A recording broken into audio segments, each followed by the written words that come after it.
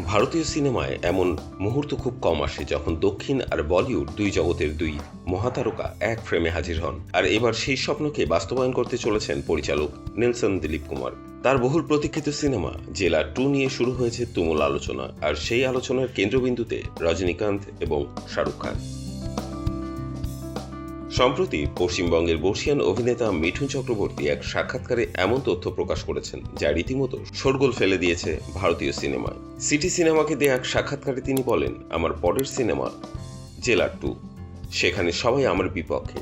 রজনীকান্ত, মোহনলাল, শাহরুখ খান, রামাকৃষ্ণন, শিবরাজ কুমার সবাই।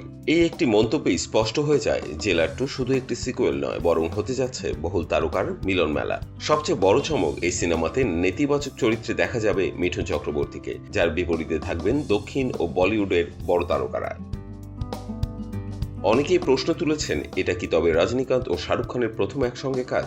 2011 সালে রাওয়ান সিনেমাটিতে চিত্রির উপস্থিতিকে অনেকেই এই তালিকায় ফেললেও বাস্তবে সেটি ছিল না রজনীকান্তের অভিনয়। অভিনেতা সুরেশ মেননের মন্তব্য অনুযায়ী সেটি ছিল কেবল একটি রেফারেন্স ও ভিজুয়াল ট্রিবিউট। এরপর 2013 সালে চেন্নাই এক্সপ্রেসের লুঙ্গি ড্যান্স গানে শাহরুখ খান রজনীকান্তকে সম্মান জানালেও দুই তারকাকে একসঙ্গে দেখা যায়নি।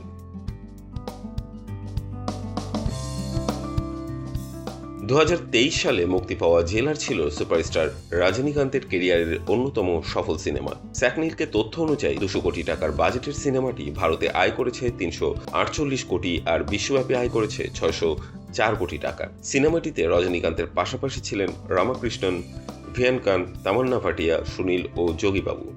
বিশেষ ক্যামিওতে ছিলেন মোহনলাল, শিবরাজ কুমার ও জ্যাকি শ্রফ, যা দর্শকদের উচ্ছ্বাস আরো বাড়িয়ে দিয়েছিল। জেলার 2 এ মোহনলাল, শিবরাজ কুমারের ফিরে আসার খবর নিশ্চিত হয়েছে। এবার তাদের সঙ্গে যুক্ত হচ্ছেন শাহরুখ খান ও মিঠুন চক্রবর্তী, যা সিনেমাটিকে নিঃসন্দেহে প্যান ইন্ডিয়ান ব্লকবাস্টার বানানোর পথে নিয়ে যাচ্ছে।